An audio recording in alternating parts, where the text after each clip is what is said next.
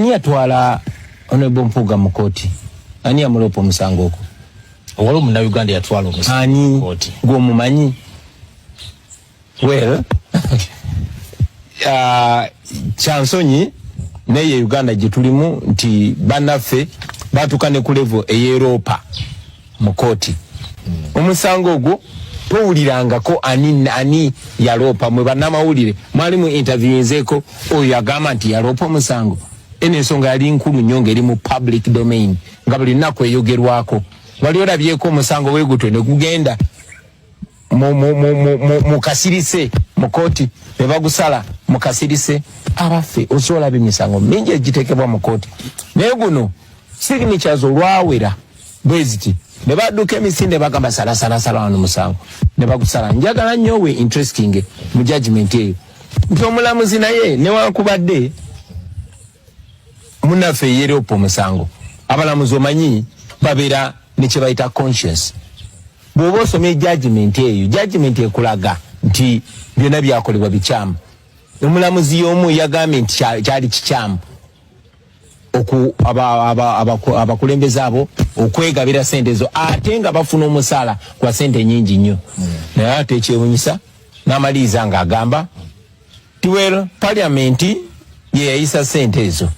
N'olw'ensonga eyo omusango guli ku paliamenti era n'abonereza kiraka wa paliamenti kati kuba akafaananyi nti omuntu akozeseza obuyinza ne ofisi eyo bukyamu neegabira sente z'omusolo ate ono azikutte okuzimuleetera omukozi ate gwe babonereza. Osobola okulikolayizinga ekintu kyonna osobola okifuula nti kiri mu mateeka ne tekibeera kituufu. Njagala nve waggulu ku nsonga eyo nga nkugamba nti Museveni tamenya banka. Bwe tugamba nti Museveni mubbi abba sente za omusolo tamenya banka, tazibbira mu mateeka. Anita Amongo tamenya banka. Bezikweka mu mateeka n'agatta luno lupapula ne luno ye kakati wakoze kati mba mutuufu. Naye abantu baba bamanyi nti kikyamu bw'okwata ssente ezibadde zirina okuyamba abantu bo n'ozeggwera ate n'ogamba nti kati kanzize kangende mu kooti, ekooti esalewo. Ekooti gwe n'omuntu ogwokozesezza omuyambi wo ne weeropa n'akuwa judgment n'ojja ng'owuuba akapapula n'ogamba olaba ekooti esazeewo ekitegeeza sirina musango. No. Si bwe kityo bwe kikola. Bannayuganda bajja kusigala nga bamanyi kino kyokoze kikyamu, kuba ekikyamu kibeera kikyamu ne bw'okisiga akazigo okwenkana otya. Atugoberera ku mukutu gwa Credible Media. Yuji salaamu alaikum wa rahmatullahi wa barakatuh. Ganja Fadi gemanya tubebaza okulabika nti mutambula naffe nabwe ekito tubasaba okusubscribinga okulikinga wamu n'okusharinga content waffe twongera okulabika ntambula ffenna wakati mu kuba torch n'okutemaatema ebyobufuzi nga bitambula wano mu nyaffe Uganda. Tutandise ne video y'Oweekitiibwa Robert Kyagulanyi Ssentamu bw'abadde akyaziddwa wali ku TV ya NTV okulabika nti babaako ensonga z'eggwanga zibattaanya awamu n'okumulungula. Era ka video ke tutandise nako keeko omusango oba oli awo ogwawawaabira Oweekitiibwa Mathias Mpuuga. Era judgment nevaayo mangu awo omulamuzi n'agamba nti ssente zino baazifunira mateeka. Naye ate okusinziira ku Oweekitiibwa Robert Kyagulanyi Ssentamu mumanyi kati munnamateeka agumidde asobola okulabika nti analyzinga judgment eno. Agamba nti omulamuzi ye kennyini yavaayo oba oli awo mu judgment okusinziira kwabo abaagisomyemu ng'alaga nti ssente zino bano abeegabanya ssente zino olwedde bafuna omusaala omusava tewaali nsonga lwaki baali beegabanya ssente ezo. Era n'awa ne clerk wa parliament ekibonerezo ekyokulabika nti ssente zino yazituusa ku bantu bano ne bazigabana ate already balina omusaala gwe bafuna omusava. So omusango ogwo Mpuuga yalaze nti aguwangudde era n'avaayo ne munna Abedi Bwanika ne bagezaako okulabika nti bayita abo bonna abaali bagezaako okulabika nti babasiiga enziru babasaaba ettoomi okulabika nti babeetondera okubasibako amatu g'embuzi okubaliisa engo. Naye Robert Kyagulanyi Ssentamu agambye ani yawoowaabira ffe nga tetumumanyi naye nga kigambibwa nti yali concerned citizen. Oluvannyuma lw'emikono Honorable Theodore Ssekikubo gye yali anoonya gyawera ddala emikono nga 180 okulabika nti motion eno egenda koda paper ejje wali ku floor ya parliament ababaka bagiteeseeko kuba ababaka abawerera ddala 180 plus bwe babanga baga sente zino engeri gye zaayitawo tebakitegeera kuba okuteekako omukono ekyo kyali kimaze okulaga nti sente zino tebategeera wa gye zaayita. So motion ng'erina okugenda koda paper bajje bagiteeseeko then abana abaazifuna bajje beewulirize balage n'amateeka amatuufu mwe baayitira okufuna ensimbi zino. Kakati akigambibwa nti okusinziira ku Theodore Ssekikubo n'ababaka ab'enjawulo nti sipiika abavuvubye ensonga eno okujja koda paper abantu bano balaike nti bagikola ki bagiteesaako era ekyo kyaleetedde ababaka abamu okuva mu mbeera ne baga nti sipiika bw'anaalemerako n'agaana motion eno okujja koda paper tujje tugiteeseeko mu parliament kigenda kubaleetera oba kigenda bawaliriza ogenda mu kooti okumuwawaabira. Tebajja kukkiriza mbeera ya bulyake na bulabbayi oba oli awo n'abantu ba bulijjo kubaako ekifaananyi mwe balabira parliament n'ababaka abagituulamu bonna ne batandika okubalabira mu kifaananyi kyekimu. So nabwe kityo ababaka ab'enjawulo baavuddeyo nga bakaawo okukiba omususa nga bagamba nti tetugenda kulabika nti tutattanyizibwa olw'abantu ssekinnoomu abeenyigira mu kulabika nti bali nsimbi y'omusolo mu bumenyi bw'amateeka. Ensonga zino nno ez'aba commissioners bano abaana okwegabira Mathias Mpuga yatwala obukadde obwawerera ddala 5, bakamishona balaba NRM batwala 4 ekyaweza omuwendo ogw'akawumbi kamu mu obukadde 7. Kino kasita kyagwa mu bakulembeze mu matu g'abakulembeze b'ekibiina ki National Unity Platform mu matu baavaayo ne bareactinga era ne bayita kamishona waabwe abannyonnyola ensonga zino, ensonga ezibungeesebwa ntuufu, abantu bano ddala kituufu beegabanya ssente. Ebibuuzo ne bibeerawo era ekyava mu questioninga Mathias Mpuga ne meeting emu gye baga nti yatuulamu nakkiriza nti ssente zino sinnazifuna naye naziwulidde nga baagala kuzimba. Mu kaseera mpawo kaage ebigambo bino bikyuka nti ssente zino nazifuna naye ate nazifunira mu mateeka era ekyo ne kireeta obaoliawo enjawukana n'okusika emiguwa n'okuwaanyisiganya ebigambo bingi nnyo mu bakulembeze b'ekibiina ki National Unity Platform. Era twalaba abakulu ba Bedi Bwanika nga bavuddeyo n'amaloboozi amakaawo nti Oweekitiibwa Robert Kyagulanyi Ssentamu tetuddamu n'okukulaba e Masaka eno tukuweze. Era ne baleetawo abavubuka abalaga nti bannabuddu bakaawo bazibu nti tajja kusala lwera, tujja kumugajambula, tujja kumulaga nti ffe tetwagala kulabika nti mugezaako okuttattana ekifaananyi ky'abo abakulembeze be tuzimbidde ebbanga, abakulembeze Buganda beezimbe ab'ebitiibwa mu mannya ga Mathias Mpuga.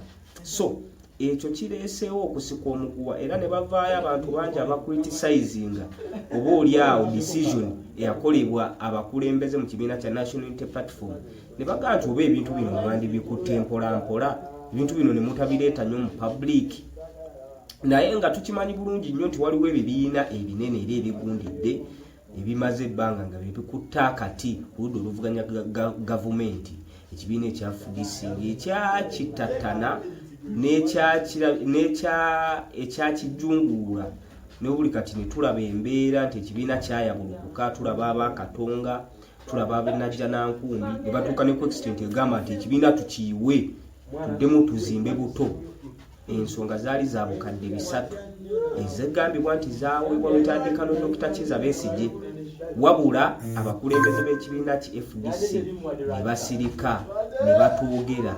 Obutoogera bwabwe twalaba ekibiina gye kyaggweera. Kakati abakulembeze ba National Unity Platform bwe babanga bavuddeyo bo ne bagamba nti ekifudde National Unity Platform ekibiina ekiganzi Bannayuganda bwerufu era ezimu ku core principles z'ekibiina mulimu transparency oba obwerufu.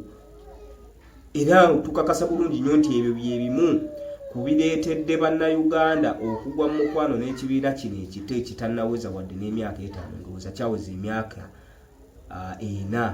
Ennaku z'omwezi zaali nga 22 Julayi bwe baasabira okujagulizaawo ekkololo ne bagaa nti ekisaawe kiri mu renovation. So mu mbeera ezifaananako bwe zityo ensimbi zino obukadde 5 ekibiina kya National Unity Platform abakulembeze bayimirira ne bagamba nti nedda newankubadde omusajja waffe Mathias Mpuuga tumwagala nnyo naye olw'okutaasa ekibiina kyaffe kuba oba oliawo n'abantu bangi nnyo abataagaliza National Unity Platform kugenda maaso era bino ebigambo byeyimirirako nega nti banaye tuvumirira obuli bw'enguzi obulyake n'obulabbayi tuvumirira okugabanya kw'ensimbi y'omusolo mu bumenyi bw'amateeka abantu ab'olubatu ne baganyulwa ng'eno bannansi oba oliawo bintu bingi nnyo bye batarecevinze mu ngeri ya service delivery tubivumirira kakati ate bwe kijja nti omu ku bakulembeze nga na vice president wa kibiina mu Buganda region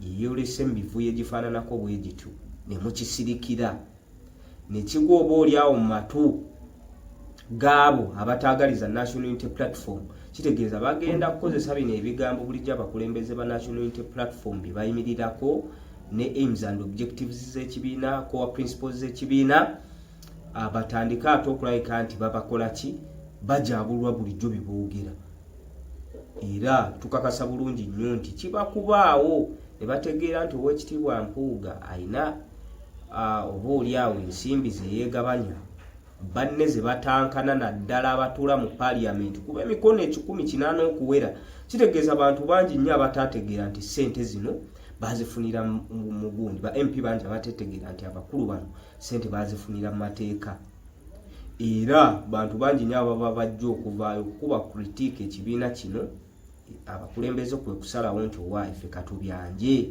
katubitwale mu kooti y'abantu abantu bajje bakole ki bakole okusalawo mu nsonga ezifaananako bwe ziti neffe nga tumaze okubalaga nti owaayi newankubadde ono deputy president wa kibiina Mulamba newankubadde ono abadde leader of opposition Mulamba newankubadde ono commissioner Mulamba wa Parliament era nga atudde mu ngatto za National Unity Platform bwakola ebitatambula na mateeka bwe tuti aba National Unity Platform bwe tureactinga.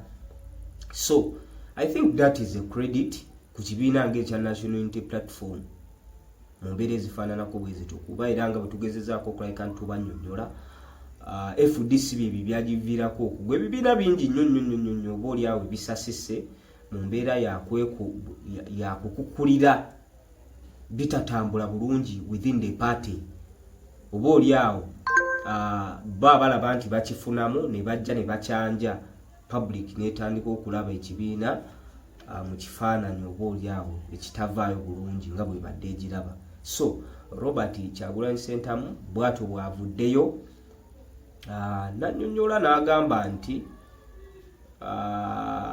bintu bingi nnyo oba oliawo ebigenda mu maaso nga tebiri mu mateeka naye olw'okuba nti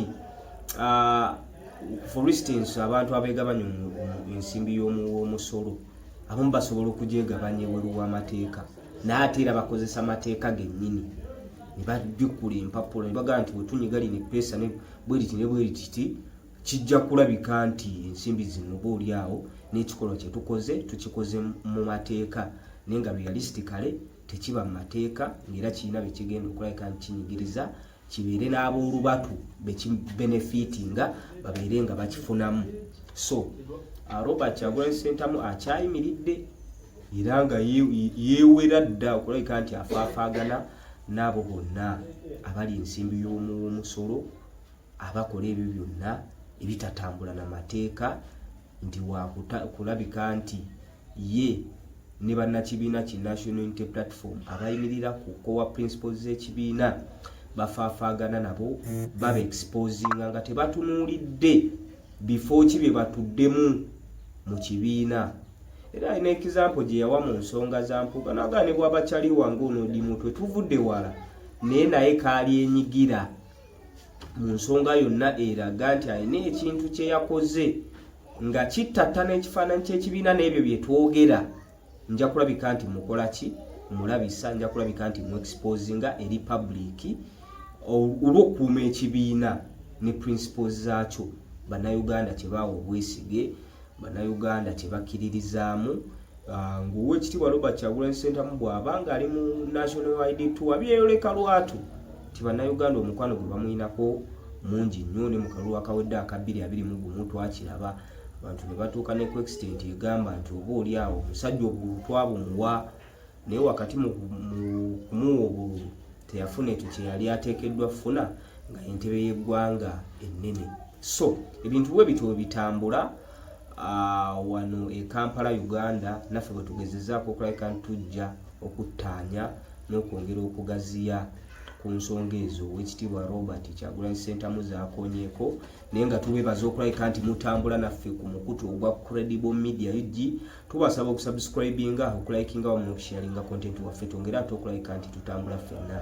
Ganja Fadi ge manya Credible Media UG gwe mukutu.